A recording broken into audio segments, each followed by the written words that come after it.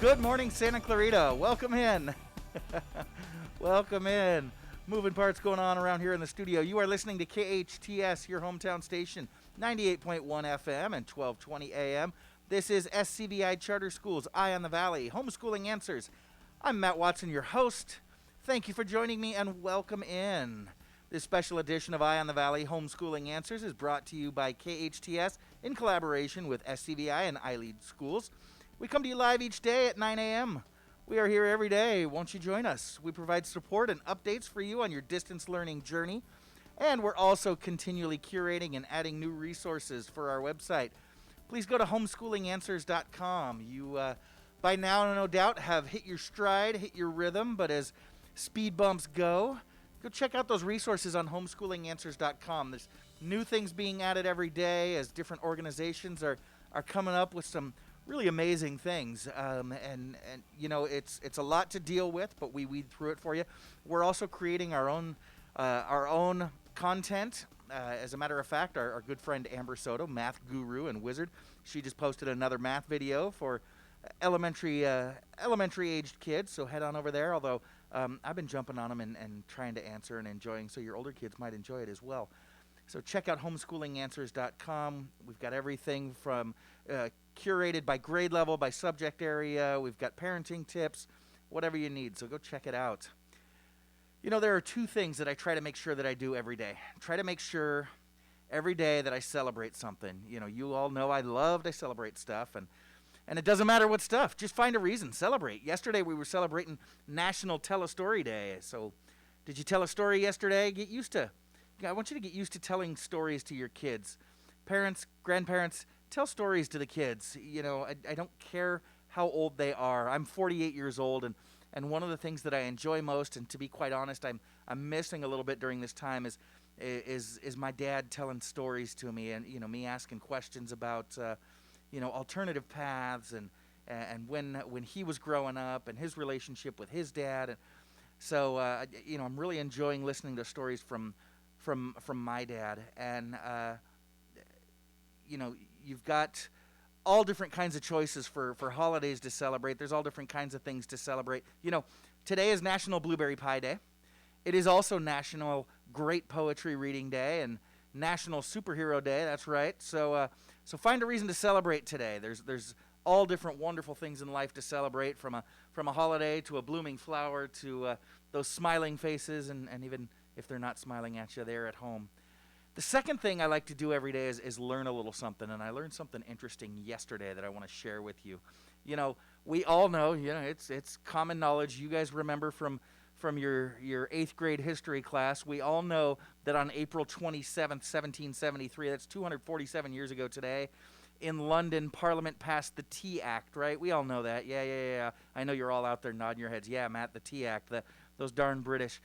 And we know that this angered the American colonists. It incited them to stage the Boston Tea Party, where they chucked 342 chests of tea into Boston Harbor, tea that had been imported by the British East India Company.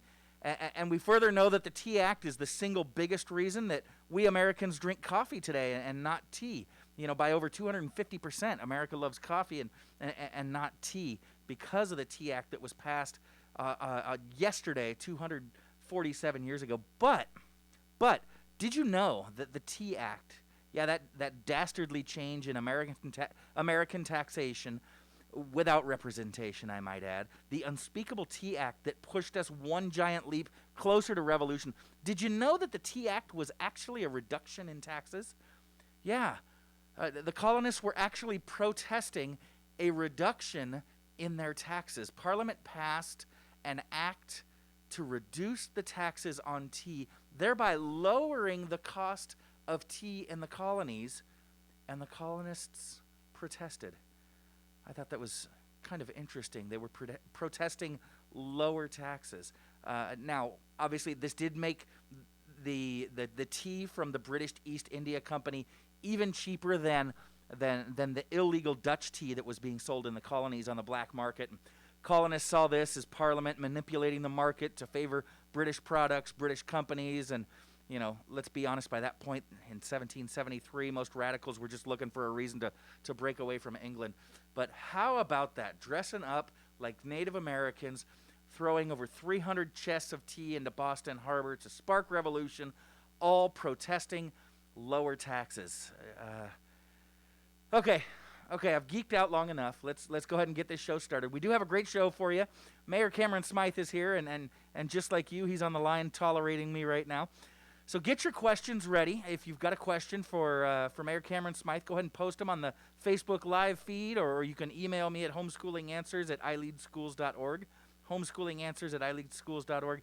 Get in your questions. If you can get them in time, we'll do our best to get them over to the mayor and ask him in just a few minutes. We've also got Marlee Lauffer. She's the Vice President of Communications at Henry Mayo Newhall Memorial Hospital. She'll be here a little bit later on.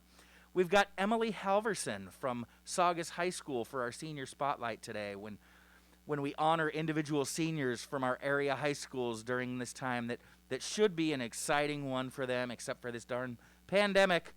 And of course, we've got our friend and official licensed marriage and family therapist, Christina Debray. She'll be sharing some lessons that we can all learn from the cystic fibrosis community. So let's get to it. My first guest is Mayor Cameron Smyth.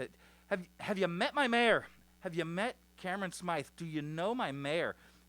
He's been serving his community in elected office longer than Sam Liccardo, mayor of San Jose. That's right. You didn't know that, did you? He is, but even still, he's younger and better looking, if I do say. Better looking and younger than Kevin Faulconer, mayor of San Diego. And he's in better shape than Berkeley's mayor, Jesse Arreguin. He's got a stronger political pedigree behind him than Lee Brand, mayor of Fresno. That's right. And he moves to the net as a blocker with better agility and ferocity than Eric Garcetti of Los Angeles. You better believe he does. And he keeps his social distance at least as well as Burbank Mayor Emily Gable Luddy. He can also bench more than Jeff Williams, mayor of Needles, California. And he's got a much cooler car than Karen Go, mayor of Bakersfield. Okay, now I'm just talking. I don't know. I've never seen what Karen Go drives, and she could be rolling a souped-up 76 El Camino with a sweet Bose system in the back. But my mayor, Cameron Smyth, is pretty cool. Good morning, Mr. Mayor. How are you, sir? Well, so if she's driving an El Camino, I don't know. It's all conjecture at this point. She probably has to have a pull-out, stereo instead, an Alpine pullout. Well, yeah, right? Of course. You don't want to get that lifted when you're going to classes. Correct. Take it with you. Put it in your backpack. Right. Now, you've got the carrying case for yours that you drape over your shoulder? I would rather just hold it so everyone could see it, Right. That is so funny. You remind me, back in the late 80s, my brother had the Alpine pullout. And who didn't? Right. Right? And he had the speakers behind the seat in his little mini truck. And there was one day he was actually at school, and somebody broke into his car, and they ended up hot wiring his equalizer and fried it. Yeah. Oh, awesome. Mayor Smyth, thank you for joining us. We appreciate it. And as our conversations always start, we're going to start with sports today. Now, we've talked about your illustrious four-sport career at length, over the last month or so. So let's shift focus. Do you have any thoughts on recent developments in sports? There's been only a couple, the NFL draft or maybe the Last Dance documentary on the '98 Chicago Bulls. Any thoughts? So first of all, there is no length too short about talking about my high school athletic career. So I don't. I think I could create my own 10-part documentary of outlining my career. But fantastic. You got 6 days before your next appearance on the show, so we look forward to that. If we must. Okay. If we must, I think it was great. I think when you see the numbers for the NFL draft, I think it really reignited some people's feelings of wanting to get back to normalcy, but also kind of feeling a little bit normal, and the desperation that people have for live sports. I would be surprised if ESPN doesn't somehow sign a contract with the Korean baseball league that's getting ready to reopen, or any other professional leagues that are looking to open. And I imagine people would be desperate to watch anything live that kind of reminds people of what they're missing. You're absolutely right. It's amazing how much sports does drive society and popular culture. And Shane and I were talking about that as I came into the studio this morning. There's a lot of money behind that, and it seems like money could be driving some of these different decisions. And it's interesting to see when those lucrative contracts start to tip the scales as we talk about what is safe and what isn't safe. It's nice to hear that even the NFL and these major players are talking first and foremost about player safety, though. So that's good news.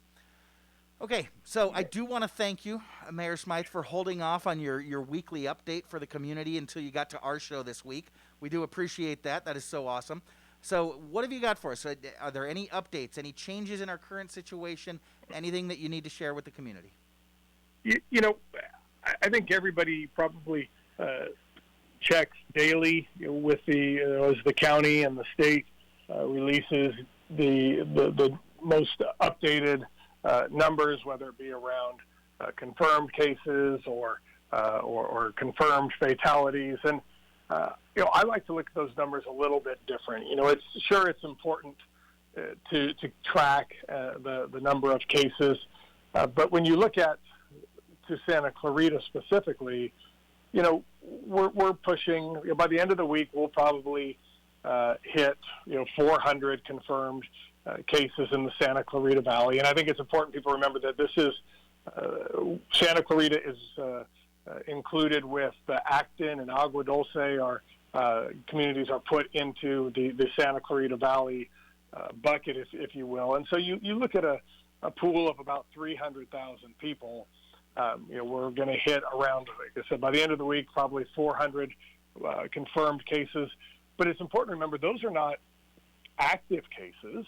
We don't have 400 confirmed active cases in the Santa Clarita Valley. These are cumulative numbers going back to our first positive case in March. And in many cases, a number of those people that are confirmed have already received treatment or gone through their quarantine, their isolation protocols, and have returned back to work or back to their normal life and have recovered. And so I think it's a little misleading when the state or county is always saying, well, these are we now have 20,000 confirmed cases, 50,000 confirmed cases. But again, many of those have already been recovered. And so what I've been tracking really is the number of hospitalizations, because I think that's when you are seeing the impact on capacity, the severity of the cases. And last week when I did my community update on Monday, so on the 20th, we had 35 confirmed hospitalizations currently at that date. As of yesterday, we are now down to 19. And I think that, I know Marlee, you're going to have her on, and she can probably speak more to that. But right. You're seeing a pretty significant decline then, just in the last 8 days, going from 35 hospitalizations down to 19. And so I think those are very, very positive numbers. It certainly speaks to Santa Clarita's capacity, which you hear a lot about from the county or the governor. And Santa Clarita certainly is doing our part, and we have the capacity in place to treat those who require that more extensive treatment. I think you're right to do that. That is really important to remember that we don't have these 400 or 500 cases floating around our valley that we need to be paranoid of. So many of them have gotten better and gotten back to work. And you're right. We will be checking in with Marlee a little bit later on next hour, and she can update us on those statistics. Now, you did set us straight last week when it comes to quarantines and the like. We fall under the leadership of the LA County Department of Public Health. Yesterday, our favorite county supervisor, Catherine Barger, shared at a press conference what it's going to take for us to start relaxing the safer at home order, those benchmarks that we have to hit as a county are the capacity to care for those who are sick, protection for the most vulnerable, increasing the ability to test, isolate, and quarantine, and the ability to ensure ongoing physical distancing. So that's going to become part of that new normal. We're hearing so many conflicting reports, though. And, you and I and Shane were talking about it before we went on the air. And, people are making almost conflicting plans, not just here in the United States, but around the world. Just yesterday, I read one report saying that we can count on staying distanced and at home throughout the summer, and yet the very next thing that I read as I was reading the morning news is that the NBA was trying to get players back to working out by May 8th, which is next Friday, and in order to start their season in June.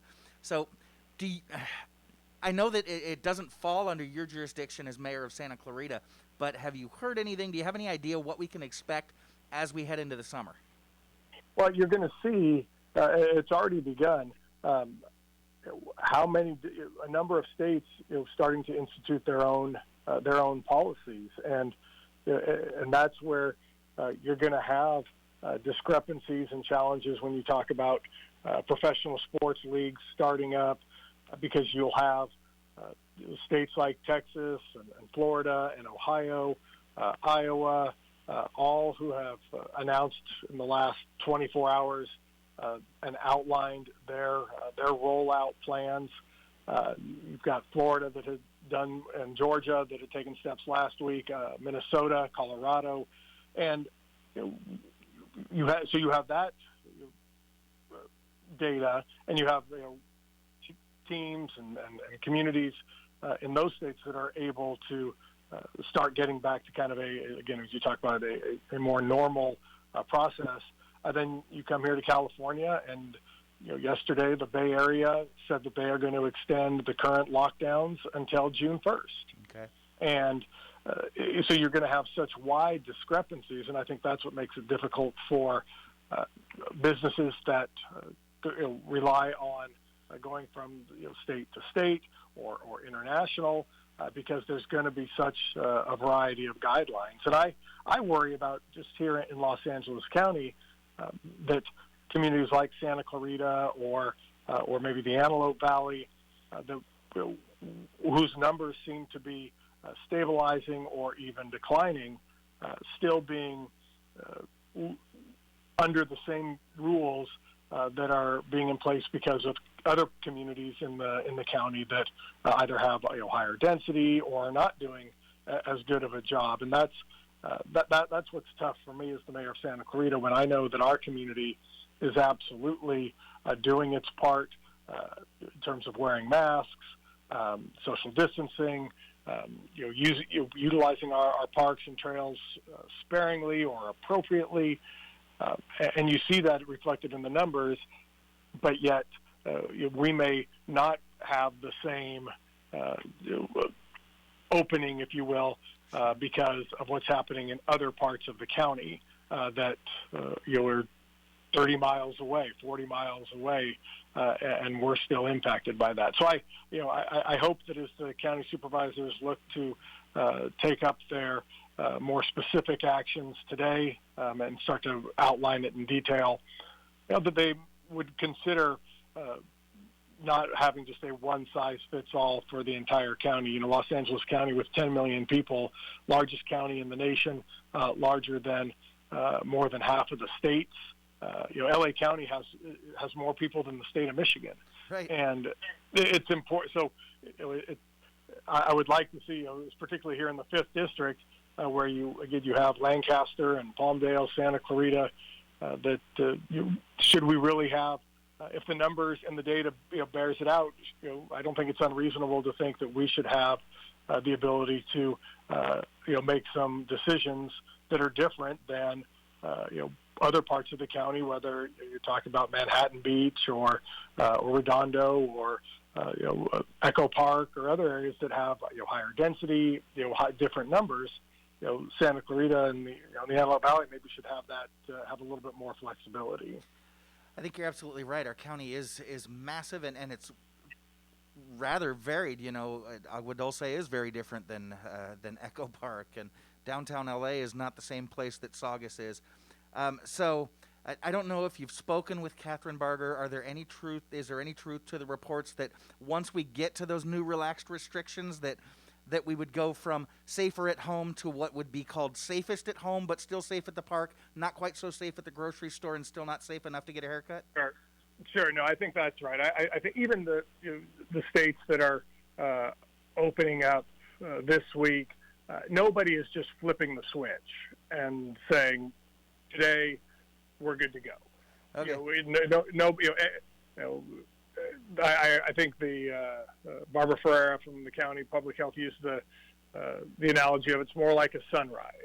And so, certainly I would hope that come May 15th, when the current order expires, the county is able to say that you can maybe meet with up to 9 people. Small businesses. I think of businesses like financial services that have maybe 5 employees, but they can certainly social distance and wear masks, and their offices are separate, that they're allowed to go back in if they wish, and just starting to allow redefining those essential businesses. And then 2 weeks later, okay, if we haven't seen a spike, great, let's look to again, whether it be the personal grooming. I'm seeing what other states are doing around fitness centers and gyms, and that saying you have to you can only operate at 50% capacity. Classes can only be 10 or more. You still have to keep that social distancing, and just slowly start to let that to open up. But I worry that if LA County follows the Bay Area of just extending the current order till June 1st, there's going to be some real pushback from the residents because the data seems to be moving in the right direction, and I think if we're able to, the county's willing to lessen some of these restrictions and relieve some of the burdens, you'll see people will be willing to follow those and be able to get us phased back in. Yeah, it'll definitely be nice for folks to see some movement. It's like you said, as it's a sun rising, as the phrase that you used. I think that our citizens might get a little bit less antsy. I know today you're going to be the guest of honor at the Santa Clarita Valley Chamber of Commerce, who's launching a new series, At Lunch With. And now, without giving too much away, what kind of things have you got on your agenda for At Lunch with Mayor Smyth today? Oh, so most of it, I like to really be more interactive. So I think I'll probably just give a similar update, kind of what you and I talked about, and then really just open it up to questions. When you have a limited amount of time, I think it can be more productive when you have the interaction with the participants, and so I'm much more comfortable in that setting. So I think just again some high level updates, and then open it up to the group. Well, if you're comfortable in that setting, then let's do it. Let's take a quick commercial break, and then when we come back, we've got some questions from our listeners for you. Like I said, we're going to go to a couple of quick commercials, but don't go away. When we come back, we've got your questions for Mayor Cameron Smyth coming up. You're listening to SCVi Charter Schools Eye on the Valley, Homeschooling Answers. I'm your host, Matt Watson, on your hometown station, KHTS. Yes, Dunkin' is open. The continued stay-at-home orders have been rough on all of us, but Dunkin' is trying to make things just a little bit better. There are many ways to get your Dunkin' fix. You can carry out at both locations, or you can drive through at Canyon Country, or get curbside service at the Bouquet Canyon Dunkin'. Both offer Grubhub and Postmates delivery and are open till 6 p.m. Don't forget, use your Dunkin' app for On the Go to order, pay, and accumulate points.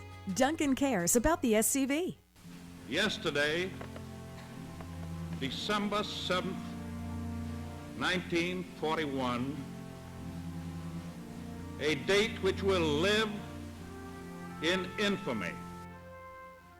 We salute our veterans who sacrificed for our freedom. Santa Clarita veteran Bill Reynolds. Each week, we share an inspirational story of a local veteran on our Hometown Heroes page at hometownstation.com, thanks to our good friends at Eternal Valley.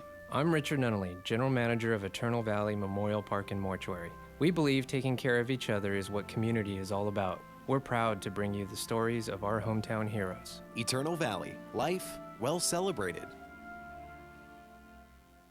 Town Cleaners on Soledad is offering free dry cleaning for all first responders and medical personnel. Free pickup and delivery is also available. Call Mo at 250-1542. 250-1542. Town Cleaners on Soledad. Moms, dads, this is Cardin Ellis, owner of Unipass. If your house has ants, spiders, or gophers, or you want a free orange oil termite inspection, you have to call Unipass Termite and Pest Control, Santa Clarita's only factory-certified orange oil pest control company. We specialize in organic, low-impact, and traditional pest control options that are all kid-friendly, pet-friendly, and affordable with no contracts, and we're SCVi owned and operated.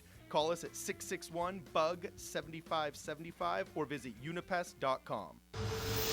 Your hometown station. KHTS is the only station I listen to. 98.1 FM and AM 1220.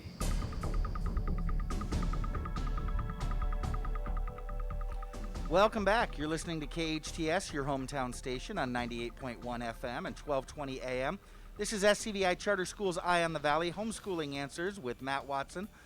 We're joined live by our mayor, Cameron Smyth, mayor of Santa Clarita, and we're about ready to pitch it to your questions. We've got a few questions from our listeners here. Mayor Smyth, again, thank you for sticking around. Thank you for joining us this morning. We know you've got a busy day. So yeah, always happy to. So we've got our first question from Renee here. Renee says, I'd love an update on the ice station. Can the city save it? So I have certainly had a number of conversations with the potential buyers of the ice station, residents, family members, people who who have a significant interest in and desire to keep the ice station open and going. So first part is I'm very well aware of it and have had a number of conversations. Regarding the city's involvement, as I've told the potential buyers and others, the city is certainly wants to see the ice station stay open, but at this point it's difficult to imagine a scenario where the city comes in and buys the rink or takes over management of the ice station. The cost is very significant. Even before what's happened to the economy, it would have been a significant stretch. But now that we're sitting on, we'll be looking at least 2 months of almost zero economic activity in the city. Our budgets are going to be significantly constrained, and the focus is going to have to be on the basic day-to-day operations of the city. We're going to have to make some tough decisions, and so the likelihood of having any additional revenue to involve the city with the ice station is going to be difficult. So, but that doesn't mean that we can try to assist if someone does want to try to buy it in terms of helping them understand the permitting process. If there are potential programming or partnerships that they want to explore, we're certainly open to that. But in terms of the city taking any leadership role in acquiring the ice station, I just don't see that as realistic. Yeah, I know that's an important hub in our community. It's important to a lot of us. Now, our next question is a very different question, but may have a similar answer. Tricia asks, if the city's going to be able to offer any financial assistance to those in need, perhaps similar to state unemployment or the federal stimulus. Is the city able to offer any local financial packages to those that need it? No, and and I understand we've heard that question before, and the city's budget is just very small when it comes in comparison to the county or the city of LA that have maybe talked about providing similar financial support. And so the city of Santa Clarita just doesn't have a budget large enough to provide any of that economic support. So we certainly encourage everyone to continue to try to go through the county or the EDD or any federal stimulus, but the city just doesn't have a budget large enough to be able to provide any of that support. Okay, thank you for that. Listener Christina is asking, with our numbers down and safer at home seeming to go so well, are you ready to give thought to a soft opening to some of those businesses that have needed to stay closed during this time? Again, if it were up to me and the city council, I think we would like to start having those conversations. But again, ultimately, it is the state of California and the county of Los Angeles that have outlined what businesses are deemed essential. And because the closure orders have been done under the LA County Department of Public Health, the city has very limited authority around the closures. We can focus on city facilities like our parks and trails, which we have kept open, unlike the city of Los Angeles or others. But unfortunately, when it comes to businesses, that is not going to be under the city's authority. Now, that being said, what we can do and have done is advocate with the county, for Santa Clarita, highlighting the numbers that I shared earlier with our hospitalizations down, looking like a stabilization of day-over-day cases, so that the county can see that Santa Clarita is doing our part. And if there's any ability for flexibility, we would love to see that, so some of our businesses can get slowly back up and operating. So right now those things are out of your hands, but should the county of Los Angeles shift that and go to the individual municipalities and cities for decisions, but your job's going to get real busy here real fast, isn't it? Definitely.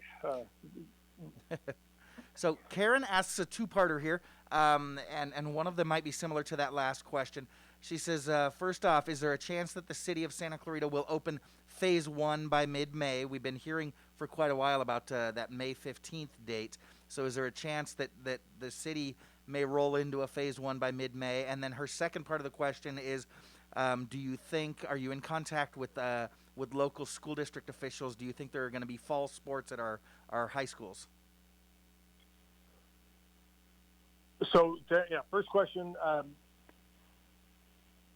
I share the optimism that the county will start to relax some of the orders May 15th, and that we could begin a Phase 1 of reopening. But again, as I said earlier, my concern is that is not what's happening here in Santa Clarita.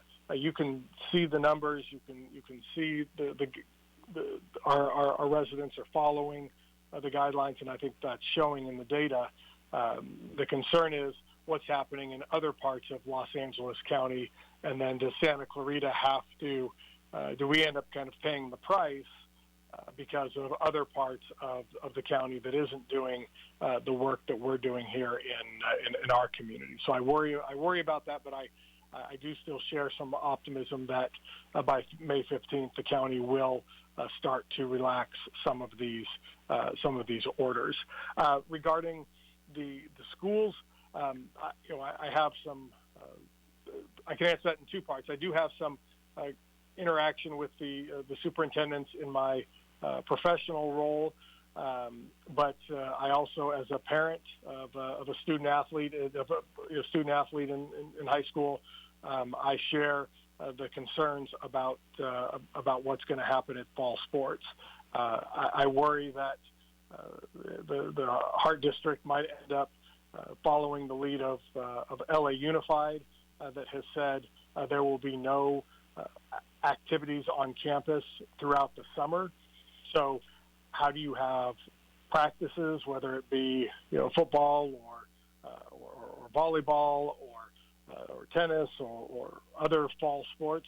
How do you practice if you can't have access to the to the school facilities? The Hart District has not done that yet, but that is something that's happened in LA Unified, and so I do believe that there will be fall sports at the end of the day. They may just start a little bit later. They may get pushed back a little bit. There will likely be limitations on crowds and fan participation. All that needs to be evolved. But I do still have hope and faith that there will be fall sports. But I wouldn't be surprised if they end up having to get pushed back. The start date gets pushed back a little bit. Okay, yeah, let's always keep our fingers crossed. I know how important sports are to so many of us for a lot of different reasons. Mayor Smyth, as always, we want to thank you for your time and your service to our community. Thank you for tolerating me and my goofiness. Be safe and have a great week. Thanks, you too. Talk to you next week. Take care. We're going to take another quick commercial, but when we come back, we've got our new feature Senior Spotlight. You'll meet an amazing young lady who's looking forward to graduation this June.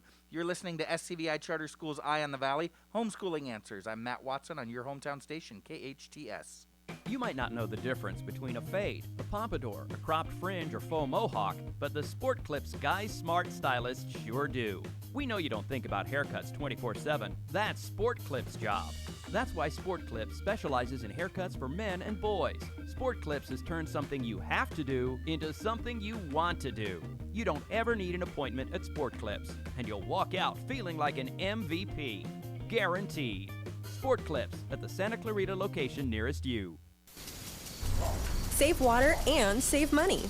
SCV Water wants to help you find your fit and take advantage of conservation rebate programs that will help you save. Water your landscape more efficiently. Replace your lawn with water-wise plants. Conduct free in-home water surveys. Cover your swimming pool and more. Find the programs that fit your needs and start saving today. Visit conserve.yourscvwater.com to learn more. That's conserve.yourscvwater.com. These days, it's hard to figure out how to fill all the self-isolation time, let alone figure out what to have for lunch or dinner. Salt Creek Grill owner Greg Amsler is helping us out in a big, big way. Salt Creek is now offering takeout and curbside pickup, so you don't even have to get out of your car.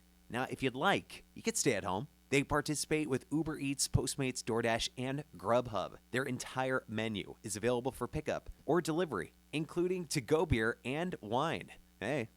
In addition, Greg's offering wine at 25% off, along with daily specials. If you'd like to buy a gift card for a future visit, now's the time. Buy a $50 gift card and get $10 extra on the card completely free. Buy a $100 gift card, you get an extra $25. Salt Creek Grill, located next to Regal Cinema at the Valencia Mall. For more info, go to saltcreekgrill.com. As the stay-at-home order continues, Burger King is committed to following state and federal safety guidelines when it comes to serving you, the customer. Although in-restaurant dining has closed, pickup and delivery service continues. The current hours are 6 a.m. to 10 p.m. You can mobile order through the BK app for pickup, or you can use any of the delivery services like DoorDash, Uber Eats, Grubhub, and Postmates.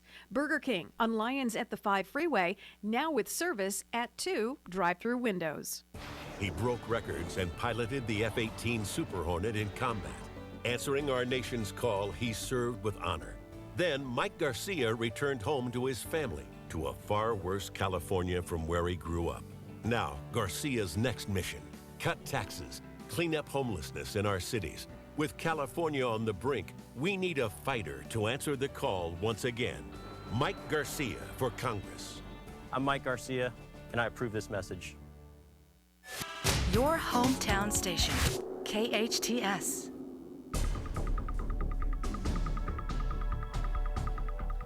Welcome back. You're listening to KHTS, your hometown station, 98.1 FM and 1220 on the AM side. This is Matt Watson, and you're listening to Eye on the Valley, Homeschooling Answers. You know, there were a couple of questions that came in as I was wrapping up with Mayor Smyth there, and they were fantastic questions. So if I did not get to your questions, they were two questions that were very linked to the mayor's biggest concerns, and if it were up to individual cities, how would he handle things? We're going to make that a heavy topic for next week, so make sure that you join us next week at this same time, and we'll hit those topics hard with Mayor Smyth. We want to turn now to honoring one of our other local VIPs. You know, spring semester for our high schoolers, so magical, filled with fun and excitement and anticipation, but this year has been different. Well, we here on Eye on the Valley want to honor our high school seniors by spotlighting a few of them from our local high schools over the next couple of weeks, couple of months. Today we're joined by Emily Halverson. She's a senior at my alma mater, Saugus High School. Go Centurions, brave Centurions. I don't remember how that song goes. But we are Saugus Strong right here at KHTS and across the valley. Yeah, so good morning, Emily. Welcome in. Thank you so much for joining us. Good morning. Thank you so much for having me. Oh, I tried singing the alma mater, and man, I just, oh, that was a fail. So, Emily, tell us a little bit about yourself. Tell our audience who you are. How long have you lived in Santa Clarita? What are some of your interests? What are you involved in? What do you do? Yeah, absolutely. So my name is Emily Halverson. I'm a senior at Saugus High School. I am a Santa Clarita native, born and raised. I've been at Saugus the last 4 years. It's definitely been my home away from home. I'm an ASB student, which is basically our leadership class on campus. And so I've held a few different leadership positions in the class. And then on top of that, I'm also a 4-year varsity athlete. I didn't get to complete my final senior season on the swim team, but I almost got to. Oh, that is so tough. And we do feel for the seniors out there, especially those that are missing out on that senior season. Well, we're sorry about that. So tell us about some of those most memorable experiences. What have you enjoyed most about high school? So instantly I think about ASB, and I think about everything that I've been able to do to serve my school. And one of my favorite things that I got to do was Friday night football night. As an ASB student, we would get to work hard all week on making posters to decorate the stands. And then those Friday nights were so wonderful because I got to stand there and cheer on my team.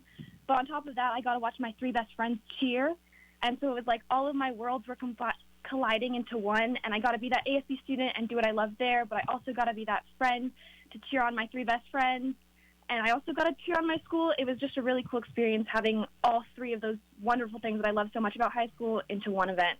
That is fantastic. That is really cool. So now as we look forward, you know, the whether for good or bad, your senior year is wrapping up. What are you looking forward to after graduation? What are you doing next year, and then what are you doing over the next 10, 15, 20 years? So in the fall, I will hopefully be attending the University of Northern Colorado as long as everything calms down. Right. And then I want to do something in the education field. I don't know quite what I want it to look like yet. I don't know if I want to be a teacher or an administrator. But for me, it's really become clear over the last few months that my teachers have done so much for me, and I feel like I need to pay it forward to my community in some way. And I think that being some sort of educator, I can use my skills to the best of my ability and serve others. Oh, that's beautiful, paying it forward. Yeah, the teachers at Saugus High School this year have really stepped up and done a great job taking care of their kids. And I can tell you a career in education is remarkably rewarding. Okay, Emily, are you ready? It is grad night, and I am now declaring you valedictorian for the next 60 seconds. So what do you want to say to your family, friends, teachers, classmates out there? I first want to say thank you so much to my family and my neighbors. I am certain I live in the best street in all of Santa Clarita. So thank you guys so much for loving me unconditionally and giving me those extra hugs these last few months. Well, not the last 6 weeks, but you guys are absolute rock stars, and I love you so much. I wanted to say thank you to my ASB family and Mr. Fannin. You guys have definitely given me my home away from home at Saugus, and you've pushed me to be the best leader I could possibly be. I wanted to also say thank you to my 3 best friends for always loving me and holding my hand on my worst days, but also being there on my best days. You guys are rock stars. And then finally, thank you to all of my teachers. So Mr. Fannin, Mr. Bratt, Mr. Ferry, you guys are absolute rock stars. I don't know how you do it. You guys have definitely shown up and shown your best this year, and you guys are the best. Thank you all so, so much. Oh, Emily, that was amazing. Thank you so much for joining us. We appreciate it. And again, congratulations on your impending graduation. And hopefully the fall we'll see you in northern Colorado and not distance learning. But again, thanks for joining us. It's time for us to check local and national news stories. We will be right back. Stick around. There's a lot more coming up. You're listening to SCVi Charter School's Eye on the Valley, Homeschooling Answers with your host, Matt Watson, on yourhometownstation.com. Hometown Station, KHTS.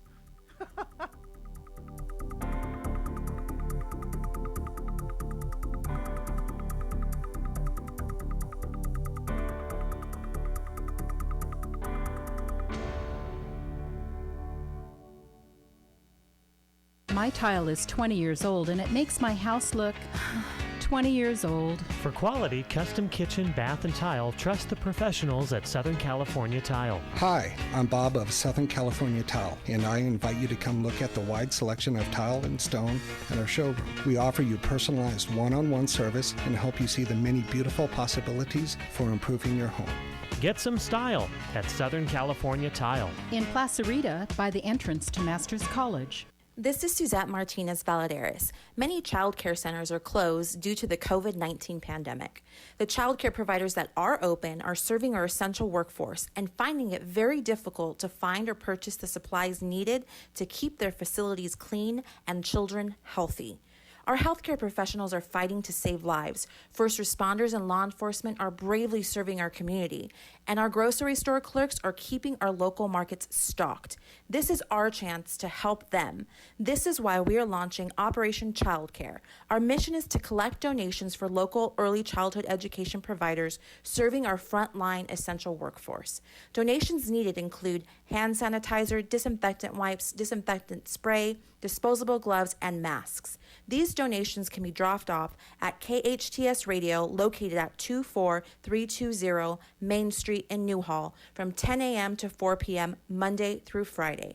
As the stay-at-home order continues, Burger King is committed to following state and federal safety guidelines when it comes to serving you, the customer. Although in-restaurant dining has closed, pickup and delivery service continues. The current hours are 6 a.m. to 10 p.m. You can mobile order through the BK app for pickup, or you can use any of the delivery services like DoorDash, Uber Eats, Grubhub, and Postmates. Burger King on Lyons at the 5 Freeway, now with service at 2 drive-through windows. Power Automotive is open for you during these challenging times. They've taken extra precautions to keep their employees and customers safe. What makes Power Automotive different? They offer a 2-year, 24,000-mile warranty on all their repair services, all makes and models, autos and trucks, diesels, and even RVs. Mention KHTS, get 20% off of all parts on Soledad Canyon between Whites Canyon and Sierra Highway. Behind Denny's. Power Automotive will show you why they've been voted Santa Clarita's #1 repair shop for the last 18 years. Facey knows life gets busy. Let us go to work for you in the Santa Clarita Valley. We have 34 primary care physicians and 55 specialty doctors in 4 offices. And Facey has easy 24/7 online appointment scheduling for PCPs and PEDS with some extended hour appointments available. We are Facey Medical Group. Let us go to work for you today. For more information or to make an appointment, visit facey.com. That's FACEY.com. There's a very good reason Embrace Your Smile has been voted Santa Clarita's #1 orthodontist for 10 years in a row. Honestly, it's our team. Dr. Megan LeCornu. I think for me, what makes it stand out is when I have patients that come up to me and say, we have never been in a doctor's office that feels like this. Our team is a family, and we really get along, and we are really passionate about what we do, helping our patients get the smiles they want and deserve. Dr. Megan LeCornu of Embrace Your Smile Orthodontics. Embrace your smile. EmbraceYourSmile.com. KHTS, AM 1220 and 98.1 FM Santa Clarita. It's 10 o'clock. Time for national news on KHTS. Transition for the U.S. economy. I'm Lisa Brady, Fox News. President Trump, during an Oval Office meeting with Florida's governor a short time ago, describing the third quarter as a transition, but predicting strong growth for the fourth quarter. Treasury Secretary Steve Mnuchin telling Fox Business earlier the trillions of dollars the government's plowing into the economy will have a huge impact. We are in a deep hole, but we're in a deep hole because of a virus and because of the fact that we had to shut down major parts of the economy. Not because business was bad. Matter of fact, we had the best economy ever. The president also says he'll sign an executive order later today addressing liability issues that have come up in the pandemic. He says the order will involve the meat supply. Multiple plants have had temporary closures because of workers getting COVID-19. Administration officials have said reopening businesses in general need protection from potential employee lawsuits. The House won't return to Washington yet, reversing an announcement made yesterday. House Majority Leader Steny Hoyer says with coronavirus cases still on the rise in D.C. and neighboring communities, the congressional physician viewed returning next week is a risk to members. Therefore, Hoyer says the judgment was made not to return next week. The Democratic leader did not offer a timetable for the House to return, saying only he hopes it is very soon to consider additional coronavirus relief funding. Senate Majority Leader Mitch McConnell confirmed the Senate will be back in session beginning Monday. Jared Halpern, Fox News. Fighter jets in formation, staging a flyover tribute to healthcare workers and first responders around the New York, New Jersey, and Philadelphia area today. The first in a series of joint salutes by the Navy Blue Angels and Air Force Thunderbirds over areas hard hit by COVID-19. America is listening to Fox News.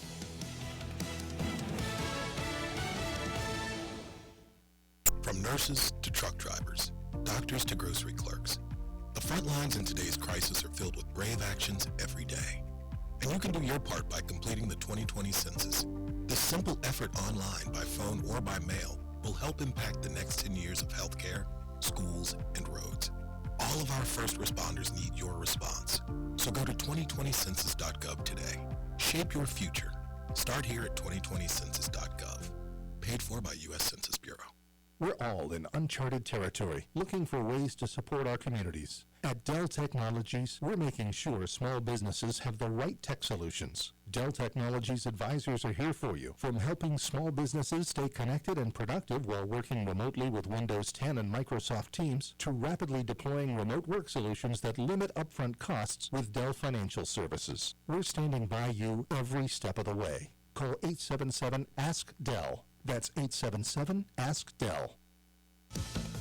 Census takers still have a job to do despite coronavirus lockdowns, but it might have to wait until later in the year. The U.S. Census Bureau hoped to have its numerous army of door-knocking information collectors out working starting May 1st, but now the agency tells Congress they won't start until at least August, and that their work will need to abide with local safety orders and the availability of protection equipment for census takers.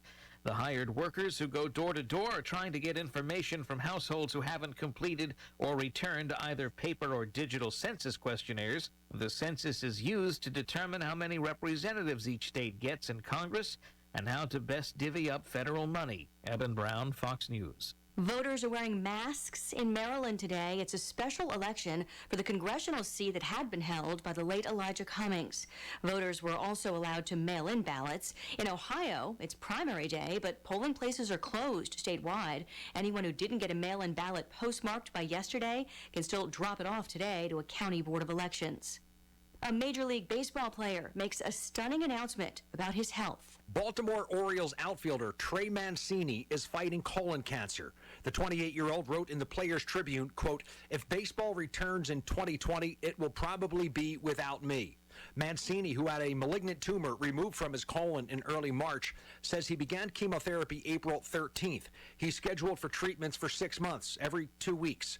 Mancini said getting, quote, chemo in the age of COVID-19 is crazy. He wrote that he goes to a hospital in Baltimore and I have to drive up there alone. Nobody is allowed to come in with me.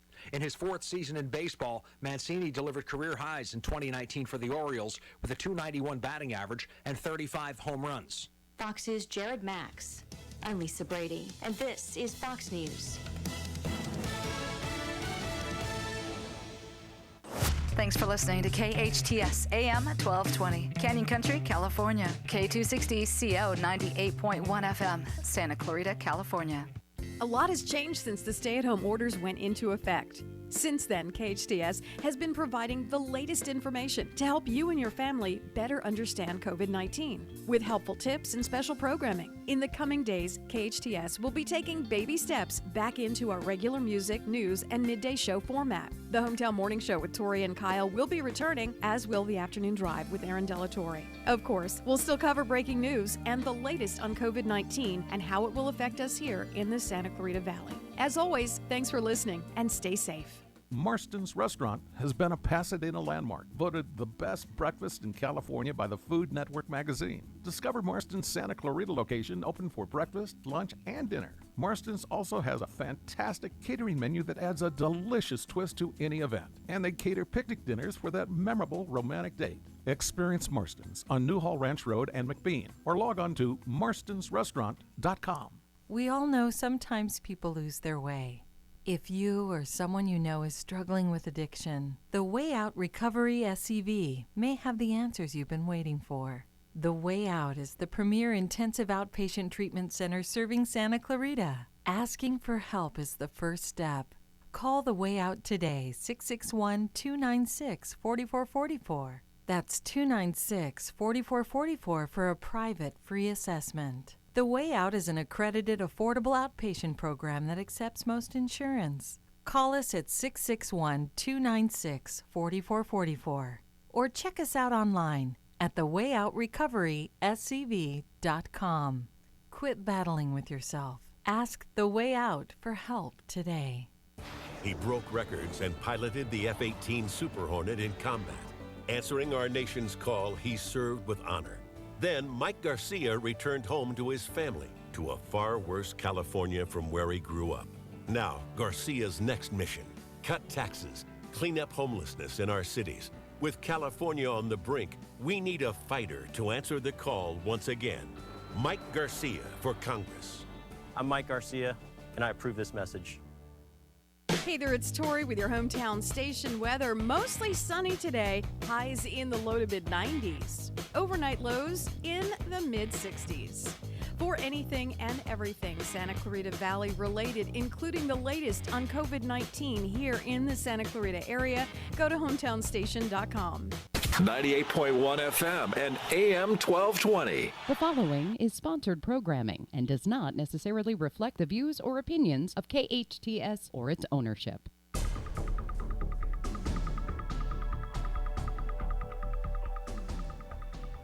You know, that buffer music does get my blood moving. I do think I need something, until I finish that first cup of coffee, something a little bit louder. So, I don't know, maybe we can work on... Thank you, Shane.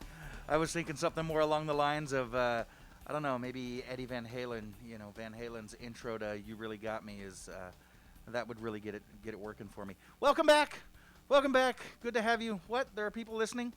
You're listening to KHTS, your hometown station, 98.1 FM and 1220 on the AM side. This is Matt Watson, your host, joined by engineer Shane. He's amazing. You are listening to Eye on the Valley, Homeschooling Answers. Joining us now is Marlee Lauffer. She was appointed president of the Henry Mayo Hospital Foundation in September 2015, and she also serves as the hospital's vice president of marketing and communications. She's an amazing lady in and around our town. Previously, Marlee was vice president of marketing and communications for Newhall Land, the developer of Valencia and the future Newhall Ranch. A 26-year resident of the Santa Clarita Valley, Marlee has been deeply involved with the local business and nonprofit community and has volunteered extensively at the hospital, serving on its foundation board and hospital board of directors. She's been deeply involved in so many different initiatives around this city, and she's an amazing philanthropist on her own, but she's also, again, quite active with the hospital and so many different things going on in the community. Marlee, welcome in. Thanks for joining us again. Well, thank you, Matt. That was a lovely introduction. Oh, well, of course. And I know you've got a lot going on over there at the hospital, so we do appreciate the time that you set aside for us. So let's just kind of start this way, and I'll start with you the same way I started with Cameron Smyth, who was on last hour. So can you just give us an overview? What's the state of the hospital? How are things going on over at Henry Mayo? Sure, I'd be happy to. So I think, as most people know, we are 49 days into the pandemic. it was 49 days ago that the World Health Organization declared COVID-19 a pandemic. And 49 days ago, we implemented our action plan. We are a disaster resource hospital as well as a trauma hospital. We obviously had been talking about COVID, and its impacts for a few weeks before it really hit California and became an international pandemic. We immediately implemented external triage to screen and potentially test patients outside of our ER so that people did not have to go in. Because we had built a new tower, we had a section of the hospital, an older section that's on the first floor by the older cafeteria, that was vacated. And we initially quickly turned that into an isolation area for any COVID patients that we might have. And then as the census decreased in the hospital, as patients that were in the hospital at that time started to be discharged, we were able to make the fifth floor and then the fourth floor of our tower the units to treat COVID patients. So today we have, I think we have about 18 patients in Henry Mayo, and we've discharged 43 patients since all this started. Sadly, we have had 4 deaths from patients that are in the hospital. But generally, our numbers have been very manageable. What we have done is when we did our external triage, we would screen and test patients. We screened, and we were the first to do it in the Santa Clarita Valley. I think most hospitals were the first anywhere. And we did it according to the CDC guidelines. So we would only test those patients who screened with obvious symptoms or definitive exposure to somebody who had COVID. So we've screened about 711 patients. So those are patients that were screened and then determined they should have the test. Okay. And of that, 136 have been positive from our tests. Today you see much larger numbers in the Santa Clarita Valley. I think it's up to 240 or something like that. Many more people are getting screened and or tested at other locations now. COC parking lot has a screening capability that was set up by the fire department. We're now running that as well. And then many of the urgent cares are doing screening, as are other hospitals in the region, Antelope Valley or Holy Cross or hospitals out in the LA area. So that may be screening Santa Clarita Valley residents. The Department of Public Health bases it on where your address is, not where you got screened. Okay. So those are really interesting numbers, and I just want to ask you to repeat again, how many patients have you got active in the hospital, and how many folks have been discharged? Right now, we're at a low on a number of patients. We've got 18 positive COVID-19 patients. We've discharged 43 people. That is great news. That is terrific. Yep. It sounds like, last hour we were talking with Mayor Smyth about how, yes, all the states are different, with their incidences and what's a high-risk state, what's a low-risk state. But even in and around our county, things are quite different. And it sounds like things are going rather well here up in the Santa Clarita Valley as far as cases. Our deaths, you mentioned 4, and every one of them is tragic. But to keep it still in the single digits is amazing in comparison to what's going on even just a few miles south of us. That is great news. So it is. It definitely is. We've been seeing in the news, especially in some of the larger cities, obviously that are more heavily impacted, the toll that this is taking on our medical workers, whether it's the long hours or just the exposure, the long-term exposure to such difficult situations. How's the staff doing over at Henry Mayo, the doctors, nurses, support staff? Like I said, we're starting to hear as this kind of drags on, it takes its emotional toll. What's the status of the team there at Henry Mayo? Sure, and thank you for asking. I am in awe of our team here. They have been working nonstop, as I said, 49 days since this became a pandemic. And what I always think about as a a person who's worked for a long time. I have, I have children. You think about all the things that people are going through. Yeah. Our staff, the doctors, the nurses, the techs, the housekeepers, the support staff, everybody, they all have their own family issues they're dealing with. Their kids are now staying at home. Their, spouses or partners may or may not have been impacted economically. They're trying to find, fresh produce or the infamous toilet paper in the grocery stores. Right. But yet they show up at work every day and do what they're trained to do, and they're doing it phenomenally. What really has been helping is the tremendous support that we've been getting from the community. Literally, the day after it was declared a pandemic, all of these beautiful signs complimenting healthcare workers and thanking them for their work started showing up on our campus and also throughout the community. And it was a generous effort of a local business owner that decided to do that. We have had just generous donations of meals by local restaurants and also by individuals and local businesses and community organizations that have contracted with restaurants or vendors that have just brought lunch to the ICU and dinner to the emergency department and meals to the COVID units because they are basically isolated once they get to work, as well as to other employees, recognizing that our central supply folks are working really hard, and engineering and housekeepers, as I mentioned. So we've all been fed quite well, and that's been a great morale booster for so many of our employees to see the generous support of the community. You're absolutely right. We do have such a generous community that loves to get involved and get hands-on when it comes to the need. And it's interesting. I've been following the social media posts the things that you've been posting and others have been posting, showing different restaurants and different groups delivering meals. And it's funny. My son and I have decided that the once or twice a week that we do order takeout, we go online and we look for those posts because we try to patronize those restaurants as a way of thanking them for thanking you and your team. So I don't want to put you on the spot here, and I know that no matter how many names you have, you're going to miss some. But do you remember some of the restaurants or groups that may have sent something over recently to you? Oh, I can certainly start to name some of them. We do have a lot.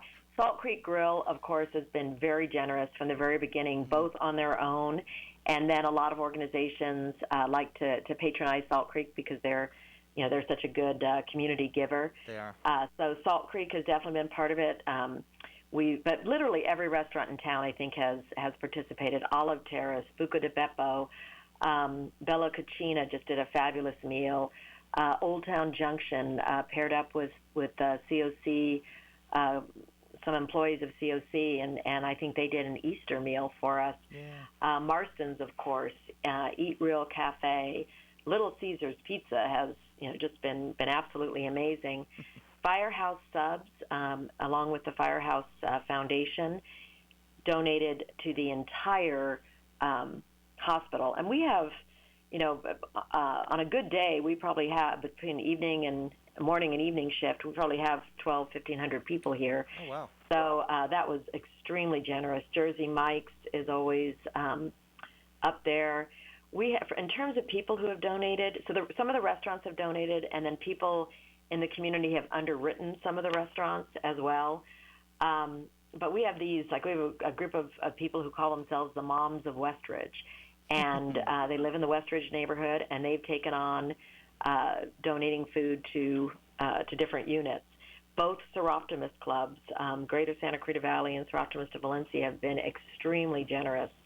Rotary Club has been generous. Numerous individual businesses. That's where I'm going to get myself in trouble trying to name them all. But yeah, Mark Emmer and his company. I mean, it's really been just beautiful to see.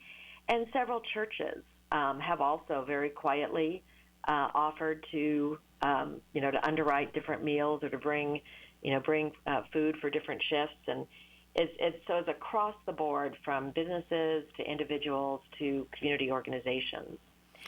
Yeah. And that doesn't even include the materials that people are donating. We also, a lot of people talk about personal protective equipment, PPE, and because this is an international crisis, the demand for personal protective gear from every hospital across the world was intense.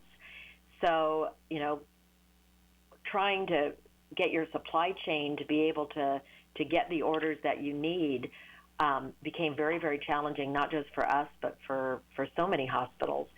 So we put out a call to the community to see what they might have. And I cannot even tell you how many people showed up with boxes of gloves or N95s. Contractors and plumbers and people in the construction fields were dropping off their N95s to us. Other doctors' offices that were not open or were slow in activity because of the stay-at-home orders were giving us their surgical masks or whatever it is that they might have. And people started making both homemade masks out of cloth, which are extremely beneficial to us for our employees who are not clinical, but they also started making 3D face shields, from an individual with a 3D machine in their garage to IT&T. They started donating things like that to us. So it's been spectacular. That is beautiful. I love living in this town for that very reason. You know how our community loves to give and loves to serve, and I know you know that because you and your daughter Catherine are always in the front of the line to volunteer and give whenever there's an opportunity. But there's always a long line of neighbors and friends, and yes, I'm spelling friends with a Z, right behind you in line there. Absolutely. So for those of us that do want to get involved, besides sending over meals every day, because you guys eat just about every day, what else can we do? What does the hospital need most from its community right now? Well, I think, we absolutely are still accepting donations of meals if people are interested. Renee Leone, who works here at the foundation office at 200-1200, is coordinating that. And we are trying in particular to keep the units that are unable to get out to go to the cafeteria or have a little more restrictions on them to make sure that they are well fed. So she can help people with whatever their budget might be to make suggestions about how to do that. We are also still collecting PPE. We think we've got good supplies on hand. The big question with the COVID-19 was no one knew how long the impacts might be. And, of course, there's also talk that at some point it may return. It's still here to a small degree, but at some point it may return, so we want to make sure we keep our supplies very strong. In particular, what has been hard to find is what we call booties, that you put over your shoes, and bonnets, something to protect your hair. And those are in the supply chain getting more and more difficult, as well as surgical quality masks or N95s. So if people have access to that, we absolutely would accept it. And if you call the foundation office, 200-1200, we can work with you on whatever you might be interested in doing. We also are a not-for-profit hospital. We thrive on philanthropy. That's how we've grown the hospital with our Kim and Stephen Ullman NICU and our Roberta Vilos cardiac cath lab and our Sheila Vilos breast center and Wayne and Connie Spears intensive care unit.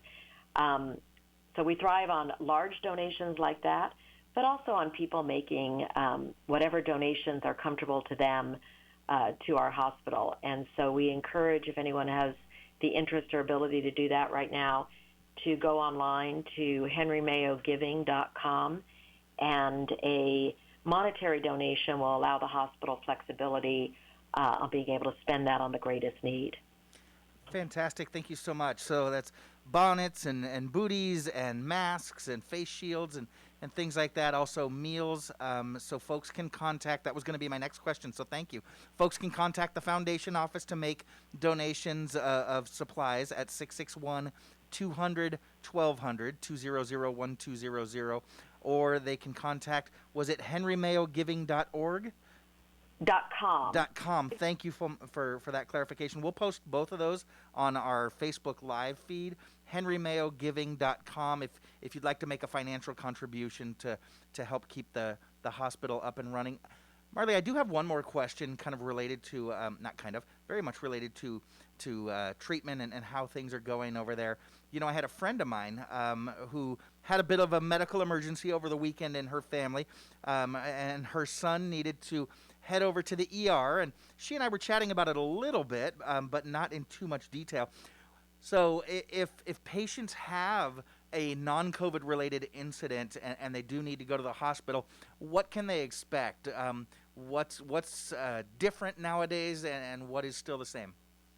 Well, I'm really glad you asked that question, because I do want to talk about a concern that our hospital has, but you also see it at other hospitals. I think the Los Angeles Times focused a story on it yesterday, and it's sort of the headline of the Times story was, "Where have all the heart attacks gone?" And if you read the story, and we're seeing this at our hospital, people who normally would come in because they had concerns, you know, regarding heart issues or diabetes issues or an injury or, you know, what might end up being appendicitis or kidney stones, are just not coming. And I think we did a really good job as an industry and as a community of asking people to stay home. But obviously, if you have issues that you normally would go to the emergency room, please come. It is an extremely safe environment.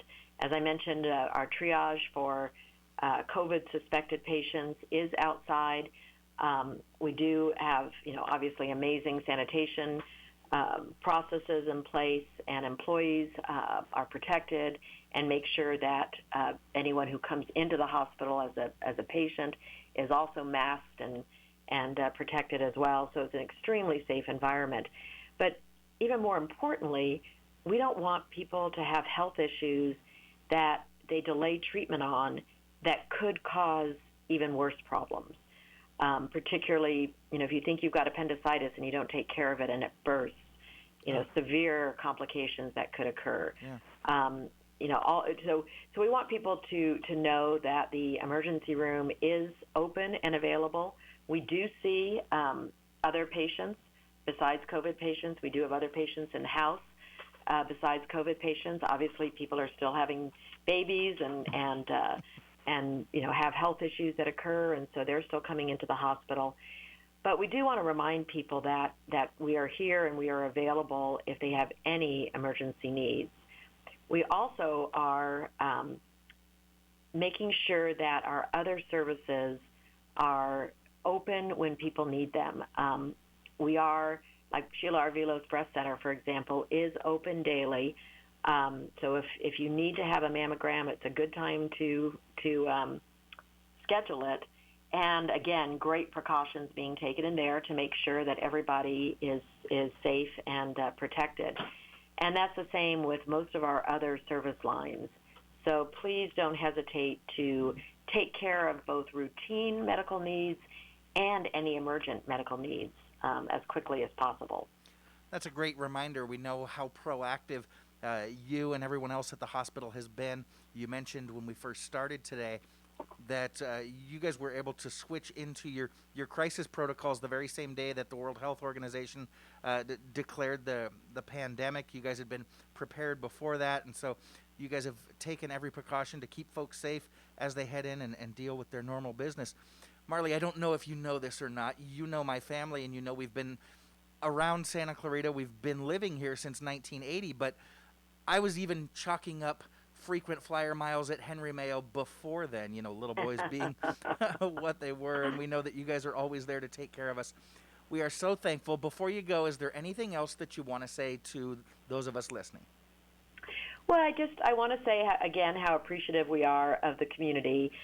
Obviously now, during this very tough time, the support that the community has given the hospital and its employees is really terrific. But year-round, the support that the community gives to the hospital is really spectacular. One of the things that I am missing so much right now And when you talked about your family, it made me think of your grandmother, who was a great volunteer here at Henry Mayo in our at our front desk, basically greeting people as they came in. As I'm missing all of our volunteers, we normally have about 300 volunteers on campus. With the no visitor policy and the stay-at-home orders, and also the great reduction in volume because people were not coming to the hospital. We don't have them on campus right now, and I am missing them. It was Volunteer Week, National Volunteer Recognition Week last week, and it was sad not to have them here to celebrate. So as soon as we're able to open up a little bit more, we look forward to our volunteers and our community being more involved with the hospital. Oh, yeah, absolutely. In fact, if you're a volunteer at the hospital and you're listening right now, would you just wave at, whether it's the Facebook feed that you're watching or the radio, just wave at us and know that that Marlee and the rest of the team and we here at KHTS love you and appreciate everything you do. Marlee, I know that you're busy always making our community a better place to live, and I know you've got a lot more to do there at the hospital this morning. Thanks so much for your time and everything you do. You take care of yourself. Well, thank you. Thank you for having me on. It is our pleasure. Again, we do have to go out for a couple of commercials, but we want to thank Marlee Lauffer, Vice President of Communications at Henry Mayo. For more information on how COVID-19 is affecting our valley, please go to hometownstation.com and click on the red banner. There you're going to find tips on the economy, health updates, special business hours, and much, much more. You're listening to SCVi Charter School's Eye on the Valley, Homeschooling Answers. I'm Matt Watson, your host on your hometown station, KHTS. The best live theater can be found right here in the Santa Clarita Valley. The Canyon Theater Guild has been entertaining audiences for decades with top quality musicals and plays. Located on Main Street in Old Town Newhall, CTG also offers workshops for the young actor in your family.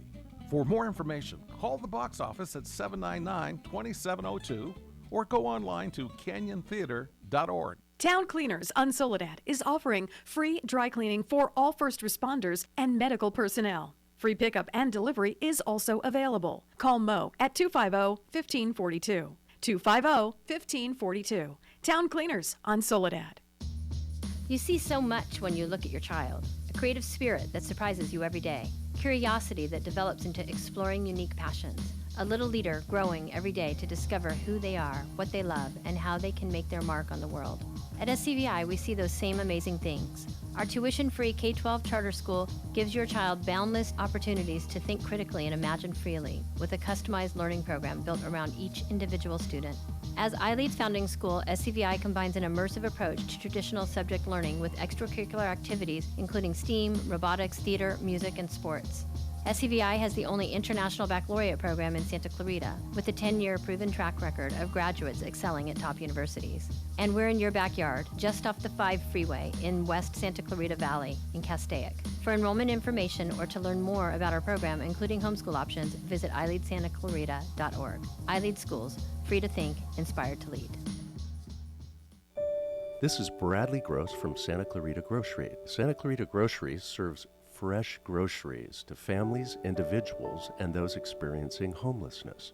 At Santa Clarita Grocery, out of every dollar donated, a full 99 cents goes directly to the needs being addressed. As an all-volunteer-led organization, we operate on a 1% overhead, receiving no government funding for our operations in the community, resulting in us being one of the most efficient charities in the Santa Clarita Valley. If you're looking to support the good for our community, please consider partnering with us by donating to Santa Clarita Grocery. What is donated is specifically kept in the Santa Clarita Valley, helping over 3,000 families, including 5 other community charities. Please visit our website, santaclaritagrocery.org, or visit us on social media or call us at 425-7575. That's 425-7575. As the stay-at-home order continues, Burger King is committed to following state and federal safety guidelines when it comes to serving you, the customer. Although in-restaurant dining has closed, pickup and delivery service continues. The current hours are 6 a.m. to 10 p.m. You can mobile order through the BK app for pickup, or you can use any of the delivery services like DoorDash, Uber Eats, Grubhub, and Postmates. Burger King on Lyons at the 5 freeway, now with service at 2 drive-through windows. Your hometown station. KHTS is the only station I listen to. 98.1 FM and AM 1220.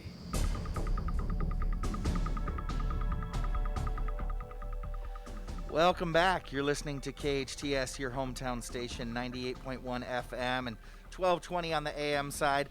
You're listening to Eye on the Valley, Homeschooling Answers. I'm your host, Matt Watson, and if you're watching on our Facebook Live feed, you may notice I'm puffing out my chest a little bit more than I normally do. I'm so proud of our community today. You know, in the first hour, we had Mayor Cameron Smyth on, and he was talking about how well you're doing, Santa Clarita. We've been doing a pretty good job staying in and staying away from each other, and at the same time trying to keep some sense of normalcy and keep our economy going. I know it's tough. There are so many businesses out there that have had to remain closed, but we're doing well. We just spoke with Marlee Lauffer at Henry Mayo, and she confirmed those numbers that are actually way down. We're down to only 18 patients currently at Henry Mayo, and folks are recovering and going home. And then, you know, of course, we talked to Emily Halverson from Saugus High School, and she is just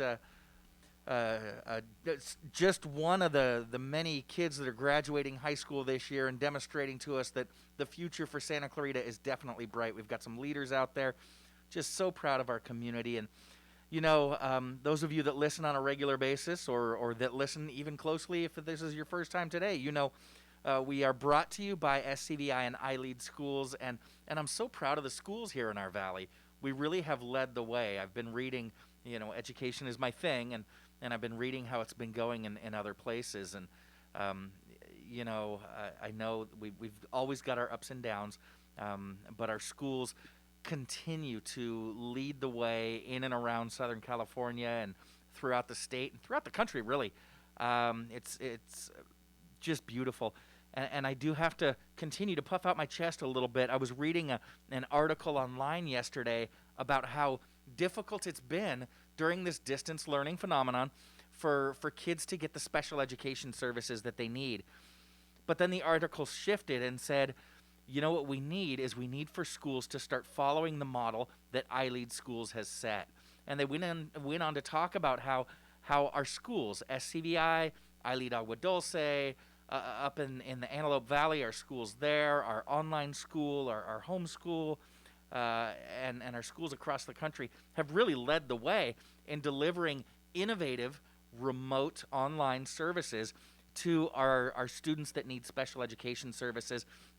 And they talked about how other districts to the south of us, to the north of us, have actually really reached out to iLEAD schools to figure out how it is we're doing what we're doing in order to meet the needs for all of our kids.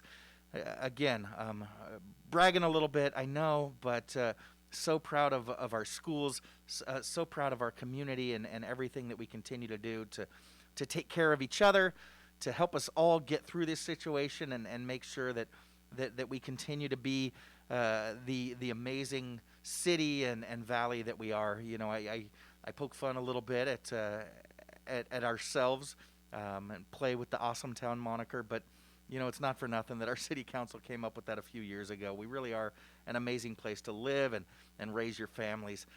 You know, if you're interested in our iLEAD schools, you can head on over to the website and take a look. I am the father of a high school senior, so we're looking at where we're going to school next year, and we've narrowed it down to an in-state public school and an out-of-state private school. And you know, as I'm looking at my bank balance, I think parents know where I'm leaning, but it's ultimately going to be up to my son.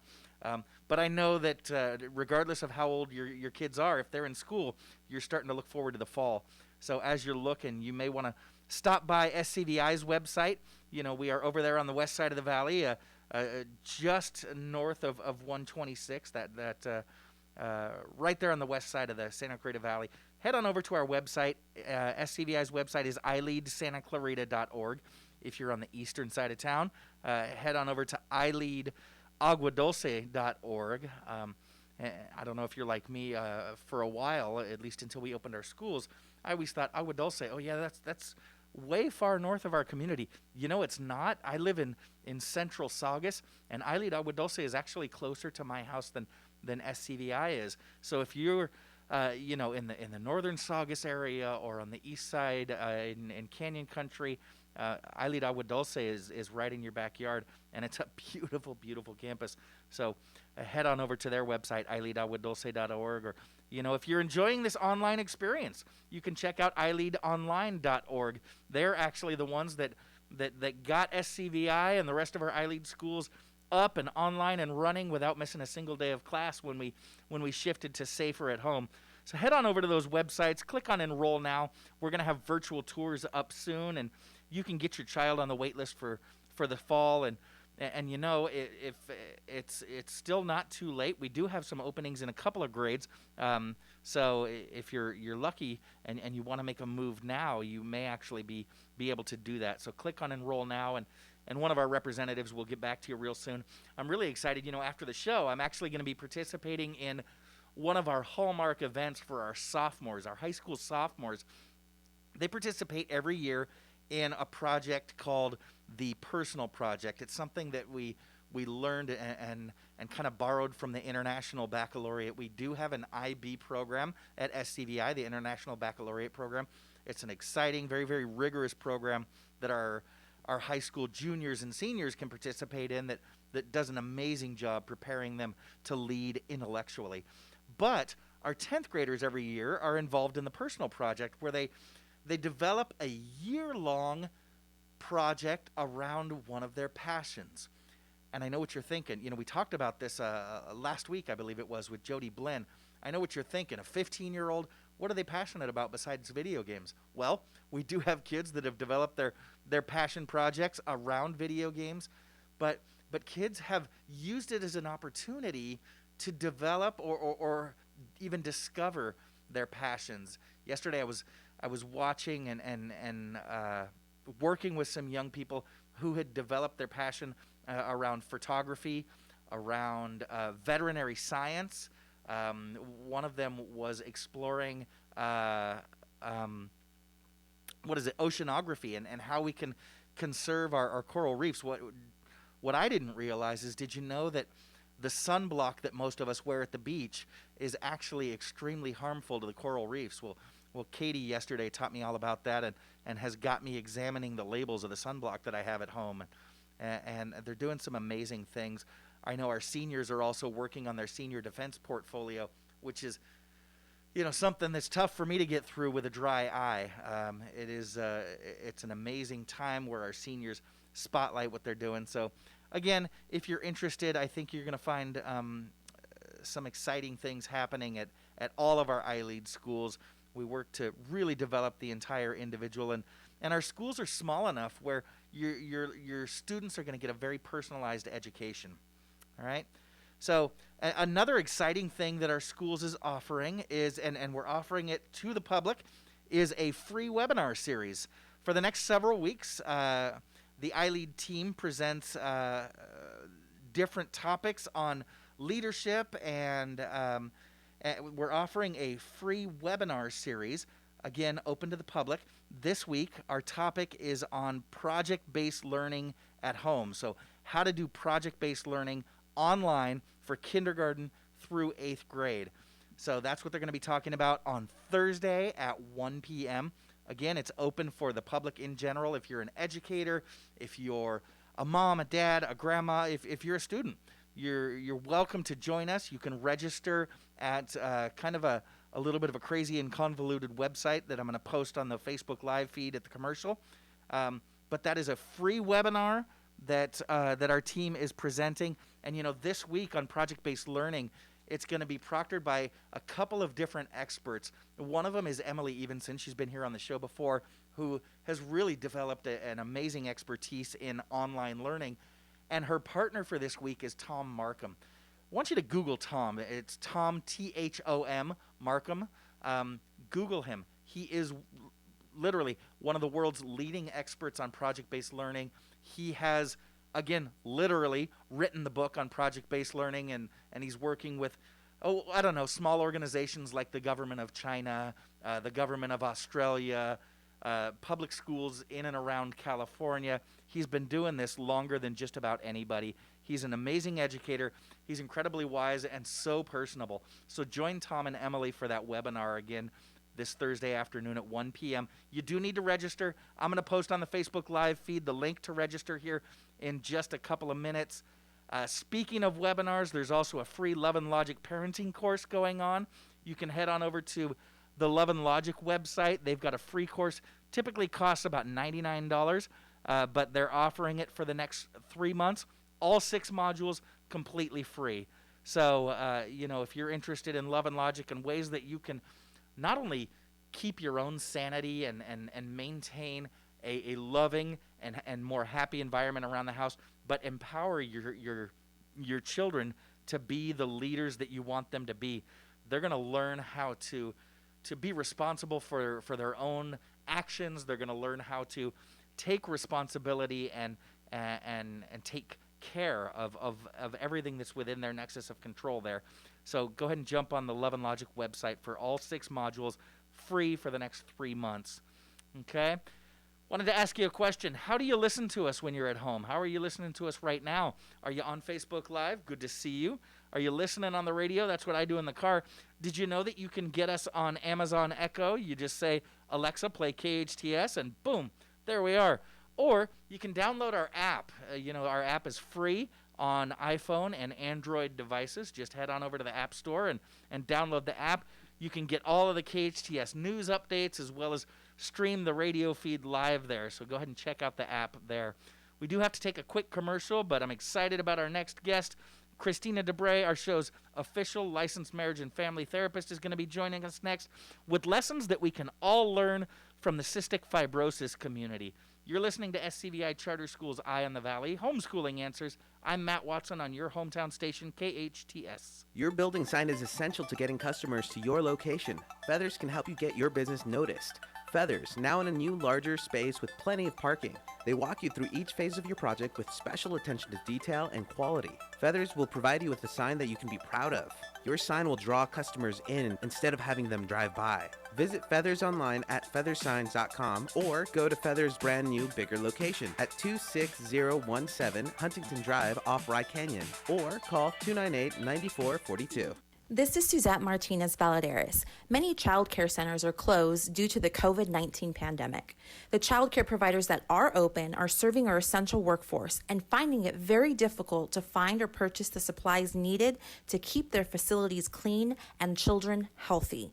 Our healthcare professionals are fighting to save lives. First responders and law enforcement are bravely serving our community. And our grocery store clerks are keeping our local markets stocked. This is our chance to help them. This is why we are launching Operation Childcare. Our mission is to collect donations for local early childhood education providers serving our frontline essential workforce. Donations needed include hand sanitizer, disinfectant wipes, disinfectant spray, disposable gloves, and masks. These donations can be dropped off at KHTS Radio, located at 24320 Main Street in Newhall, from 10 a.m. to 4 p.m. Monday through Friday. This is Bradley Gross from Santa Clarita Grocery. Santa Clarita Grocery serves fresh groceries to families, individuals, and those experiencing homelessness. At Santa Clarita Grocery, out of every dollar donated, a full 99 cents goes directly to the needs being addressed. As an all-volunteer-led organization, we operate on a 1% overhead, receiving no government funding for our operations in the community, resulting in us being one of the most efficient charities in the Santa Clarita Valley. If you're looking to support the good for our community, please consider partnering with us by donating to Santa Clarita Grocery. What is donated is specifically kept in the Santa Clarita Valley, helping over 3,000 families, including 5 other community charities. Please visit our website, santaclaritagrocery.org, or visit us on social media or call us at 425-7575. That's 425-7575. He broke records and piloted the F-18 Super Hornet in combat. Answering our nation's call, he served with honor. Then Mike Garcia returned home to his family, to a far worse California from where he grew up. Now, Garcia's next mission: cut taxes, clean up homelessness in our cities. With California on the brink, we need a fighter to answer the call once again. Mike Garcia for Congress.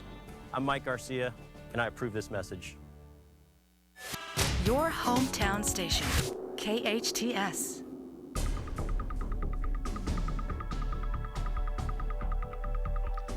All right, welcome back. You're listening to KHTS, your hometown station, 98.1 FM and 1220 AM. This is Matt Watson, and you're listening to Eye on the Valley, Homeschooling Answers. We are joined now by our favorite daily guest, Christina Debray. She's a licensed marriage and family therapist with an incredible story of her own, just a story that started literally weeks after she was born, a story of resilience, determination, strength, and grit. She is a trauma and resilience specialist, which is, oh gosh, so important during these times, which is why we have her on just about every day. And Christina is a graduate of Cal State Northridge and Pepperdine University. She practices right here in Valencia, although she's practicing remotely right now. So while she doesn't go anywhere, she can go everywhere, just like a lot of us are doing these days. She's studied things like trauma, phobias, performance enhancement, attachment disorder, suicide prevention, grief, child and adolescent interventions. So she knows a lot about the stuff that we need these days. She's got more than 18 years of public speaking experience, including working with medical professionals, patients, schools, business professionals. She's got a lot going on, a lot that she can help you with. Christina, good morning. How are you? Good morning. It's good to have you back. You know, yesterday we were talking about how, I was worried about our ability to sustain this crisis mode long term, and you reassured us that we can sustain these crisis responses for extended periods of time. We spoke with the folks from Henry Mayo just a couple of breaks ago, and they're able to sustain. And you got me thinking yesterday. You're right. It does require a shift to a new normal. But I think, like in times of war, whether it's soldiers that go off to war for months and sometimes years on end, or just an entire country that sustains a war effort for a long time, or doctors and missionaries who sometimes give years serving under the most stressful conditions, or folks that lived through the Great Depression. You said that the rest of us could take a cue from the CF community, the cystic fibrosis community.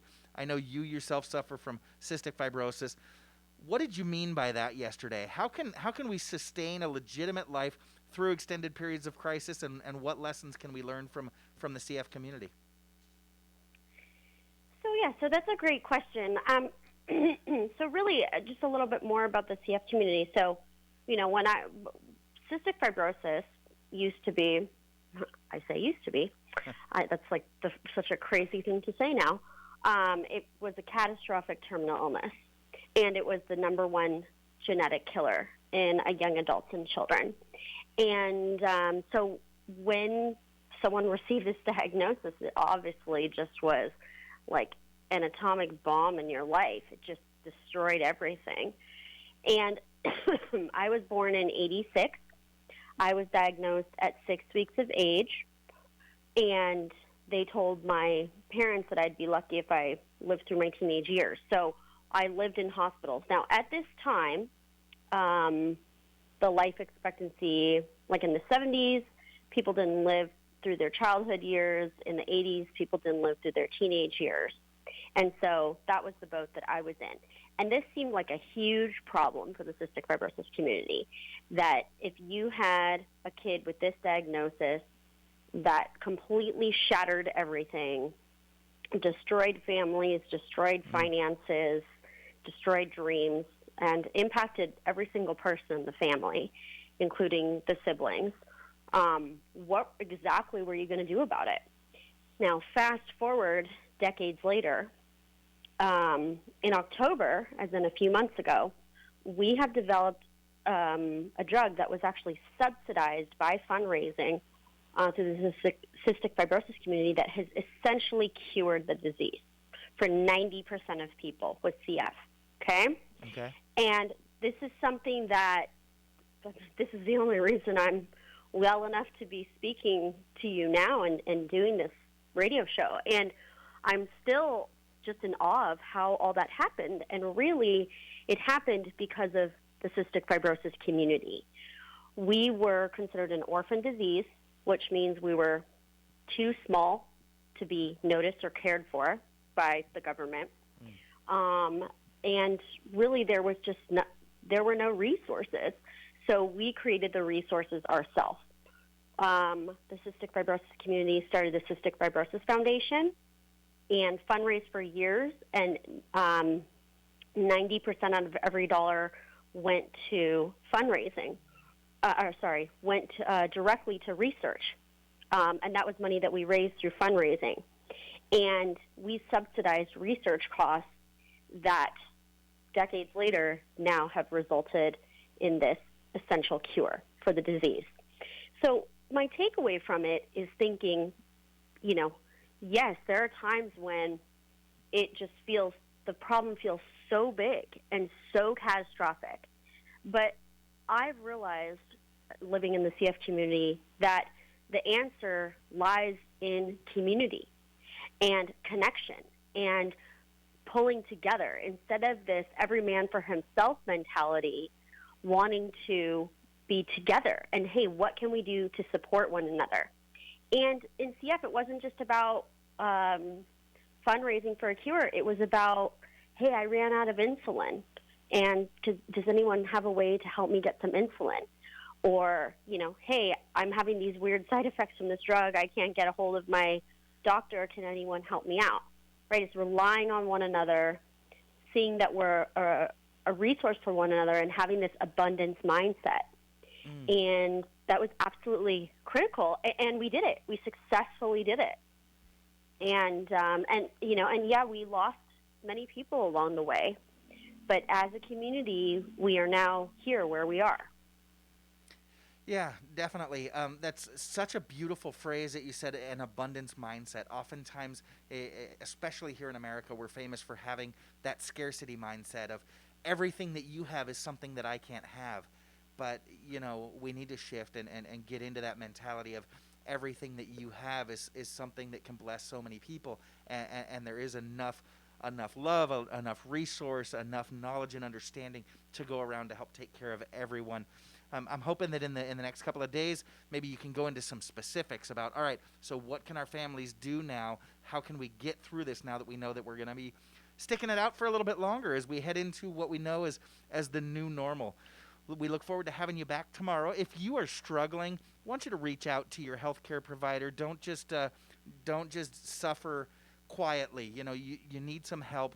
Reach out to your healthcare provider. You can also reach out to Christina directly at 661-513-4857, 513-4857, or on ChristinaDebray.com. We will post that in the Facebook feed. Christina, I understand that you're also offering a free 15-minute phone consultation, so pick up the phone and give her a call. That is all the time that we have for today. I want you to make sure that you join us tomorrow. We've got Christy Smyth, Assemblywoman Christy Smyth, who's running for Congress, is going to be joining us tomorrow. So have your questions ready and send them in. I want to thank our guests today, Mayor Cameron Smyth, Emily Halverson, Marlee Lauffer, and Christina Debray. You are listening to your hometown station, KHTS.